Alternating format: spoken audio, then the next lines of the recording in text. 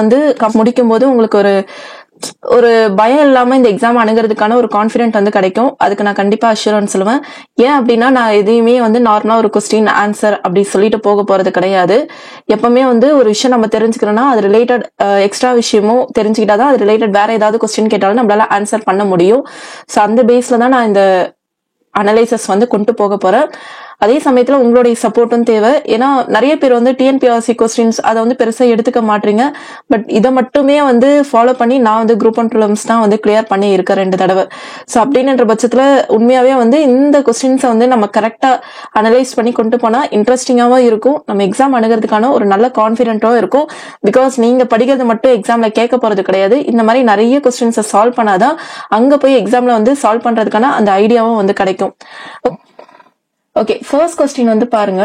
இது வந்து நார்மலா வந்து இந்த மேட்ச் ரிலேட்டடா வந்து கேட்டிருக்காங்க. பாண்டியர்கள்னா யாரு, சேரர், இவங்களுக்கான இந்த பட்ட பெயர் வந்து இருக்குல்ல, சோ அது பேஸ் பண்ணிதான்.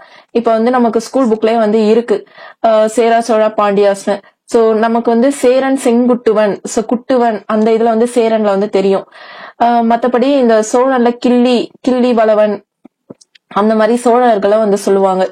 இன்னும் ஈஸியா ஞாபகம் வச்சுக்கன்னா சேரன்ல வந்து வி 3 பேர்லயே இருக்காங்க. வனவன், வளவன், வழுதி, இந்த ஒரு 3 பேரை வந்து ஞாபகம் வச்சுக்கோங்க. அதுக்கப்புறம் செம்பியன், செழியன், இத வந்து ஞாபகம் வச்சுக்கோங்க. அதுக்கப்புறம் இங்க வந்து குட்டுவன், இங்க வந்து கிள்ளி, இதை ஞாபகம் வச்சுட்டு மீதி இருக்கிறத அப்படியே ஞாபகம் வச்சுக்கோங்க. ஆதவன் இரும்புரை சேரன்ல வரும். அண்ட் சோழன்ல வந்து பாத்தீங்கன்னா சென்னி, பாண்டியன்ல மாறன், தென்னர். சோ இது எல்லாத்தையுமே நீங்க வந்து பாத்துக்கோங்க. சேரர்கள் இந்த சைடு, சோழர், பாண்டியர்கள் மதுரை சைடு. ஓகே, இப்ப வந்து நம்ம வந்து பாத்துட்டோம். சோ பாண்டியர்கள் அப்படின்னா என்ன ஆன்சர் அப்படின்னு பார்த்தா பாண்டியர்கள் செழியன், சேரர் ஆதவன், சோழர் யாருன்னு பாத்தீங்கன்னா செம்பியன். ஏன்னா செழியன் என்றது பாண்டியன், செம்பியன் என்றது சோழர். அந்த மாதிரி இந்த இவங்க எல்லாம் குறுநில அரசர்கள். சோ இதுல வந்து பாத்தீங்கன்னா திதியன். சோ 3142 தான் ஆன்சர். இதுல வந்து இந்த குறுநில மன்னர்கள் அவங்கள பத்தியும் தெரிஞ்சுக்கோங்க. நம்ம ஒரு விஷயம் பத்தி படிக்கும் போது அது போய் என்டையரா அப்படியே சேரா சோழ பாண்டி எல்லாமே தெரிஞ்சுக்கிட்டல, அவங்க பாயிண்ட் பண்றது அவங்களோட நேம்ஸ் தான். சோ அதையாவது நம்ம ஒரு தடவை எடுத்து ரிவைஸ் பண்ணும்போது அப்படியே நமக்கு மைண்ட்ல போய் ஸ்ட்ராங்கா வந்து பிக்ஸ் ஆகும். சோ ஆயர் வந்து பாத்தீங்கன்னா ஆயர், அந்திரன், திதியன், நன்னன் அப்படின்னு இவங்களை வந்து சொல்றாங்க. அப்புறம் கிழார், இவங்க வந்து கிராம தலைவர்கள். அதுக்கப்புறம் வேளாளர், அதாவது இந்த பாரி, காரி, ஓரி, பேகன், அதியமான், நல்லி, சோ இவங்க எல்லாம் வேலூர்ல வந்து வராங்க. இவங்க எல்லாம் குறுநில அரசர்கள். அவங்க எல்லாம் மூவேந்தர்கள், சேரா சோழ பாண்டியர்கள்.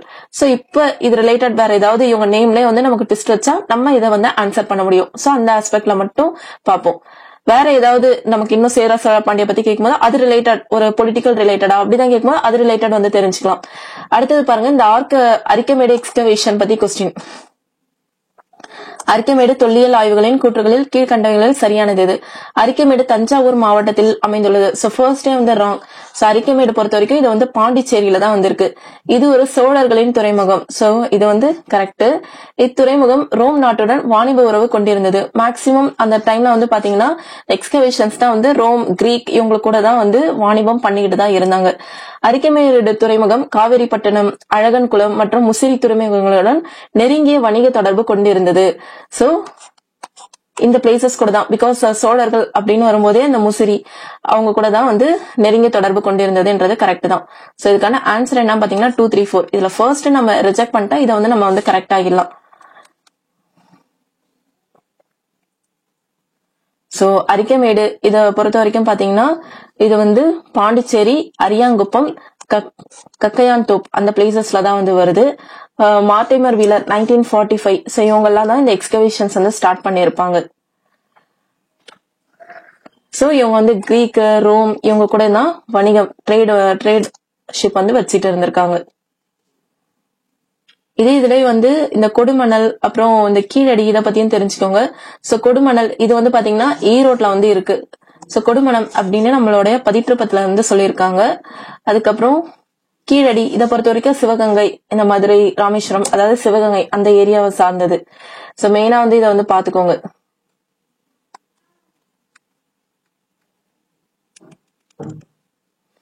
கீழடி இது வந்து சிவகங்கை மாவட்டம்.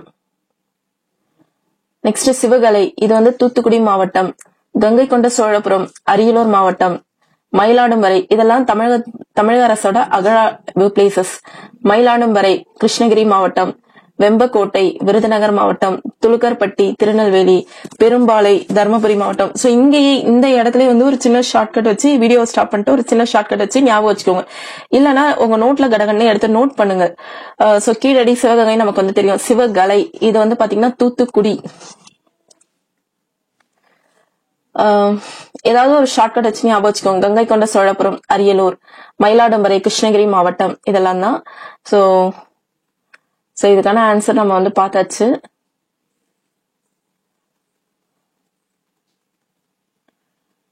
அடுத்து கண்ணகிக்கு டேஷால் கோயில் கட்டப்பட்டது.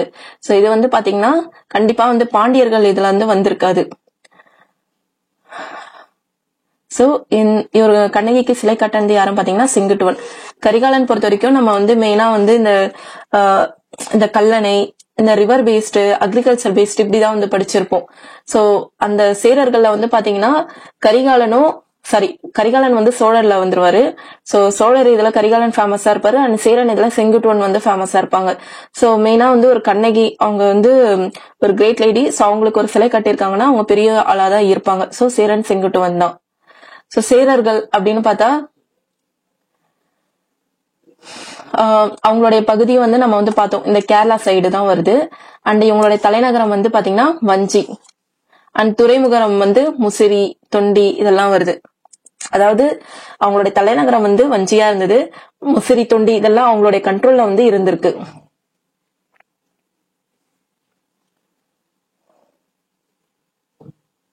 சோ இதுல ஸ்பெசிபிக்கா செங்குட்டுவன் பொறுத்த வரைக்கும் பாத்தீங்கன்னா இவரை பத்தி சிலப்பதிகாரத்துல நிறைய பேசியிருக்காங்க. மெயினா இவர் வந்து கண்ணகிக்காக சிலை எழுப்பந்தனால.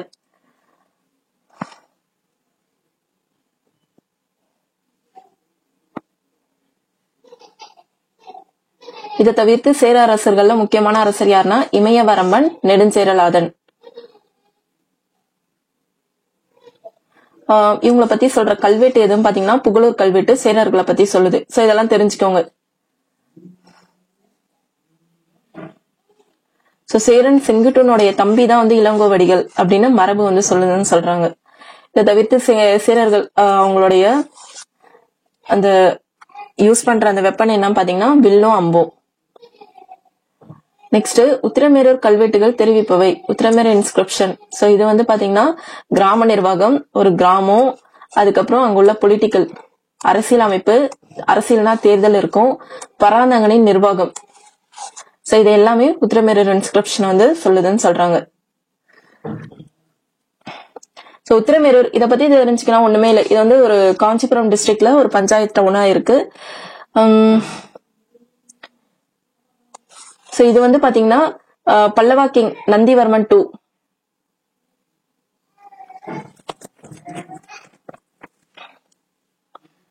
சோ அவரை பத்தி இந்த இன்ஸ்கிரிப்ஷன் வந்து சொல்லுது. நெக்ஸ்ட் காகித சங்கிலிகள் என்ற புதினத்தின் ஆசிரியர் யார்?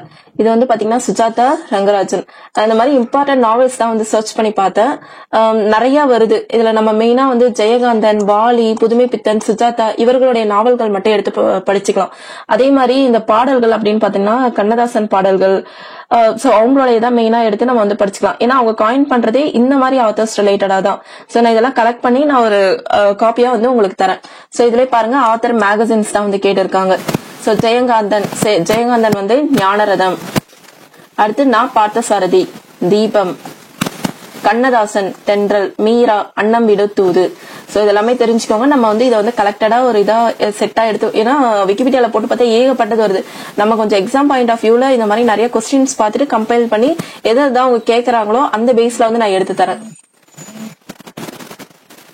அடுத்து கழுமலம் என்ற இடத்து போர் நிகழ்வை கூறுவது எது?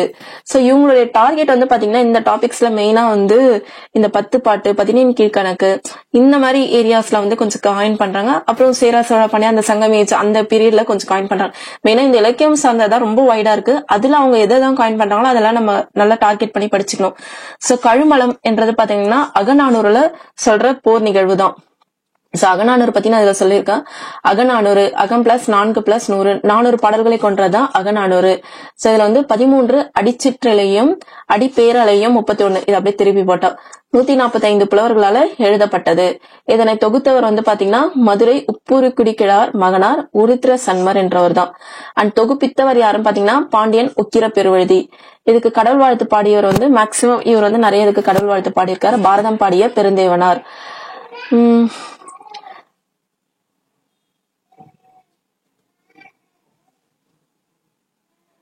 வேற இத வந்து நெடுந்தொகை, பெருந்தொகை, 400, அகப்பாட்டு இப்படின்னு நிறைய பேர் வந்து சொல்லி இதை வந்து அழைக்கிறாங்க. நெடுந்தொகை, பெருந்தொகை, 400, அகப்பாட்டு அப்படின்னு சொல்றாங்க.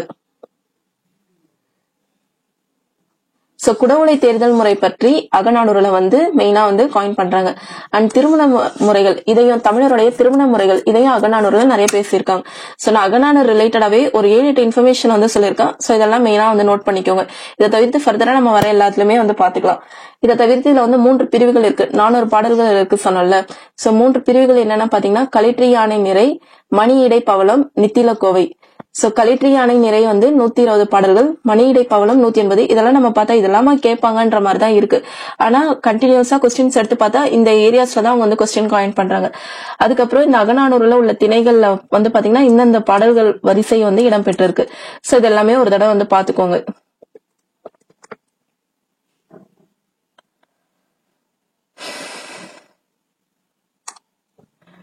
இதனை முதல்ல பதிப்பித்தவர் யாருன்னா வே ராசகோபால் ஐயங்கார்.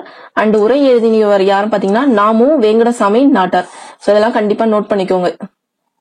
அடுத்து மலையுளே பிறப்பினும் மலைக்கு அவைதாம் என் செய்யும் என்ற பாடல் வரிகள் இடம்பெற்ற நூல் எதுன்னு கேக்குறாங்க. சோ இது வந்து பாத்தீங்கன்னா கலித்தொகை. மலையுளே பிறப்பினும் மலைக்கு அவைதான் என் செய்யும். சோ அகநானூறு, கலித்தொகை, புறநானூறு இதுல வந்து கண்டிப்பா வந்து ஒரு 2-3 கொஸ்டின்ஸ் அதை வந்து கேட்டுறாங்க. சோ கலித்தொகை பொறுத்த வரைக்கும் அந்த பாடல் வரிகள் தான் பாத்தீங்கன்னா மேக்ஸிமம் 80 படுவது இந்த மாதிரி வந்து வருது. நானும் கொஞ்சம் இங்கிலீஷ் தான். சோ நான் வந்து இதுல படிச்சு பார்த்து லேர்ன் பண்ணாதான் நான் உங்களுக்கு வந்து சொல்லித்தரேன். சோ கலித்தொகை வந்து 80 படுவது. அதர்வைஸ் நான் ஸ்கூல்ல தான் தமிழ் நல்லா படிப்பேன். பட் நான் இந்த டிஎன்பிஎஸ்சி ஃபீல்ட்ல வந்து பாத்தீங்கன்னா ஜெனரல் இங்கிலீஷ் எடுத்ததுனால சோ எனக்கும் கொஞ்சம் புதுசா இருக்கு. பட் நான் இதுல வந்து என்ன ஷார்ட்கட் லேர்ன் பண்றேன்னா நான் அதை வந்து உங்களுக்கு சொல்றேன். சோ கலித்தொகை இதனுடைய ஆசிரியர் வந்து நல்லந்துவனார். இது வந்து 33 பாடல்களை கொண்டது. அடுத்து பின்வருவனவற்றில் சமண அறிஞர்களின் முக்கிய கற்றல் மையமாக இருந்த இடம் எது? சோ முக்கியமா லேர்னிங் சென்டர் அப்படின்னு பார்த்தா நிறைய பேர் வந்து காஞ்சிபுரம் அப்படிதான் நம்ம வந்து சூஸ் பண்ணுவோம். பட் இங்க காஞ்சிபுரமே இல்ல. அதை தவிர்த்து இந்த லேர்னிங் இது வந்து பாத்தீங்கன்னா மதுரை இந்த பிளேசஸ் எல்லாம் ஃபேமஸ் தான். மதுரை வந்து ட்ரேடுக்கு மெயினா ஃபேமஸ். ஜெயின்ஸ்கான எஜுகேஷன் லேர்னிங் பிளேஸா மதுரை இருந்திருக்கு. போற்றுவார் போற்றட்டும் என்ற பாடலை பாடியவர் சோ கண்ணதாசன். உடனே நம்ம கண்ணதாசன் தென்றல் என்ற பாடல் பாடியிருக்காரு பார்த்தோம். இப்ப போற்றுவார் போற்றட்டும். சோ 2 கொஸ்டின் கண்ணதாசன் பாடல்கள் இருந்தே வந்திருக்கு. இன்பத் துன்பத்தை ஒன்றாக ஏற்றுக்கொள்ளும் ராமனின் மனப்பக்குவத்தை எந்த மலருக்கு கம்பர் ஒப்புமை செய்கிறார்? சோ ராமருடைய மனப்பக்குவத்தை கம்பர் வந்து தாமரையோட ஒப்பீடை செய்கிறார். இதெல்லாம் நம்ம வந்து ரொம்ப போய் ராமாயணம் அதெல்லாம் ரொம்ப சர்ச் பண்ணி படிக்க முடியாது. இதெல்லாம் ஓரளவுக்கு ஓகே அப்படின்னு தெரிஞ்சுக்கலாம். மருதநில நந்தா விளக்கம் என சிறப்பிக்க பெறும் சிற்றிலக்கிய வகை எது? சோ இது வந்து பாத்தீங்கன்னா பல்லு. மருதநில நந்தா விளக்கம். யாருடைய சொற்றொடர் என்பதை சரியாக அறிந்திருக்க. பழங்களை அதிகம் கொண்டுள்ள மரங்களை சுற்றிலும் பறவைகள் பறந்து வருவது போல நான் மிகவும் பெரிய கரிகாலனின் அரண்மனைக்கு அவைக்கு சென்றேன். சோ அப்படின்னு யார் சொல்லியிருக்காரு பாத்தீங்கன்னா முடத்தாம கண்ணியர். சோ கரிகாலன் அவைக்கு நிறைய தடவை இவர் வந்து போயிருக்காராம். நெக்ஸ்ட் நெஞ்சாற்று படை என்னும் வேறு பெயர் கொண்ட 10 பாட்டு நூல் எது? சோ இது வந்து பாத்தீங்கன்னா முல்லைப்பாட்டு. சோ முல்லைப்பாட்டை வந்து நெஞ்சாற்று படை. இதே மாதிரி குறிஞ்சி பாட்டை வந்து காவிய பாட்டுன்னு சொல்றாங்க. இந்த மாதிரி ஒவ்வொரு இதுவுமே கொஞ்சம் கொஞ்சம் டிஃபர் ஆகுது. வேற வேற பெயர்கள் கொண்டு அழைக்கிறாங்க. சோ நெஞ்சாற்று படைனா முல்லைப்பாட்டு. இதனை பாடியவர் வந்து நப்பூதனார். இது வந்து 100 பாடல் அடிகளை கொண்டதுதான் முல்லைப்பாட்டு என்றது.